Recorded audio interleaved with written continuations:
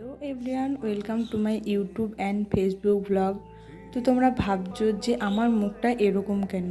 তো এখন বাজছে ভোর 4:45 আর আমি ঘুম থেকে উঠে গেছি।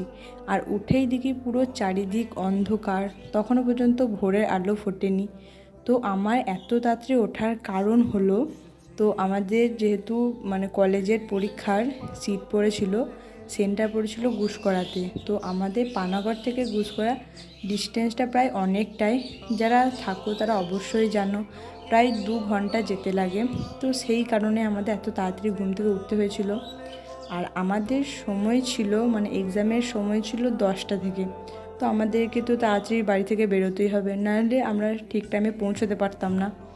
তো তাড়াতাড়ি করে ব্রাশ করে আমার বিছানাটাও গুছিয়ে নিয়েছি, কারণ সকালবেলায় কোনো জায়গা গেলে বিছানাটা যদি অগোছালো থাকে আমার মুডটা একদমই ভালো থাকে না। তো বিছানা গোছানো হয়ে যাওয়ার পর আমি চলে এসেছি এখানে চা করতে। আর আমার চা খেতে দারুণ লাগে, সকালে যদি একটু চা না খায় আমার দিনটা যেন শুরুই হয় না। আর ঘুম থেকে উঠেছি, একটু চা পেলে তো ভালোই হয়। আর তারপর মাথায় এত টেনশন, এক্সামের টেনশন, সেই কারণে একটু চা তো খেতেই হবে।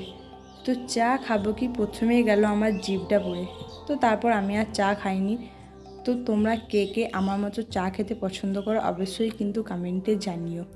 আর এদিকে দেখি মা কাল রাত্রেবেলাতেই সমস্ত সবজি কেটে রেখেছিল, কারণ মায়েরও ছিল আজকে অষ্টমী, সেই জন্য তাড়াতাড়ি মাও বেরোতে হবে ওই জন্য। আর আমারও যেহেতু টিফিন করে দিতে হবে, সেই কারণে সকালে যদি না সময় পাই সেই জন্য। তো তারপর তোমার সাথে কথা বলতে বলতে দেখি এদিকে আমাদের সূর্যও প্রায় হালকা উঠেই গেছে বলতে গেলে। তো তখন বাজছিল প্রায় 5:30টার মতো। আর এদিকে দেখো আমার মা টিফিন করতে বসেও গেছে। তো আজকে আমি টিফিনে নিয়ে গেছিলাম হচ্ছে পাস্তা। আমি এমনিতে নর্মাল কোনোদিন টিফিন নিয়ে যাই না, খুব একটা আমরা টিফিন খাই না কলেজে। তো যখনই খাই ওই মায়ের টুকটাক 2-1টা করে দেয়। তো আজকে নিয়ে গেছিলাম, কারণ বাড়ি আসতে প্রায় আমাদের 3টে 3:30 বেজে যাবে, সেই কারণে। তো তারপরে আমি স্নান করে চলে গেছিলাম ঠাকুরকে পুজো করতে। পুজো করিনি, জাস্ট গোপালকে শুধু উঠিয়ে দিয়েছিলাম ঘুম থেকে, কারণ সকালবেলায় এক্সাম দিতে যাবো আর গোপাল ঠাকুরের মুখ না দেখলে আমার একদমই দিনটা ভালো যায় না। তো তারপরে মা আমাকে এখানে টিফিন দিয়ে দিয়েছিল। তারপর আমি চলে এসেছি একেবারে পানাগড়ে। আজকে আর আমরা যাব না ট্রেনে, আজকে যাব হচ্ছে আমরা বাসে, কারণ ট্রেনে যেতে হলে আমাদের অনেকটাই ঘুরতে হবে। এখান থেকে খানা যেতে হবে, খানা থেকে আবার গুসকরা আমাদের ট্রেন ধরতে হবে। তো আমাদের জার্নিটা অনেকটাই হয়ে যাবে, তাই আমরা আজকে যাব বাসে। তো বাসে প্রায় টানা আমাদের লেগেছিল 2 ঘন্টা যেতে। তো আমরা বাসে চেপে পড়েছি। আর দেখো আমার পার্টনার দুজনাতে যাচ্ছি। তো বাসে যেতে যেতে আমাদের পুরো অবস্থা খারাপই হয়ে গেছিলো এক প্রকার বলতে গেলে। আর পানাগড়ে আমরা কোথাও যাবো আর পানাগড়ে রেলগেট পড়বে না, তা তো হতেই পারে না।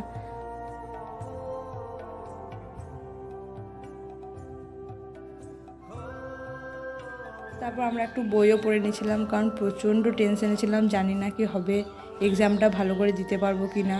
তো আমরা একটু বইও পড়ে নিয়েছিলাম। তো এখন আমরা চলে এসেছি পুরো মাঝ রাস্তাতে, অর্ধেক রাস্তায় আছি আমরা।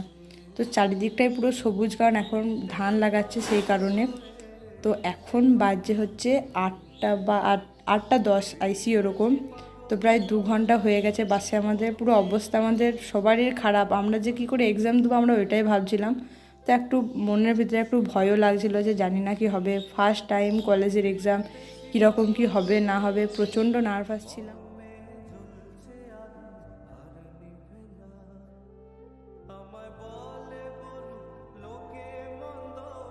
তো প্রায় 8:45 থেকে 9টা নাগাদ আমরা চলে এসেছিলাম কলেজের সামনে।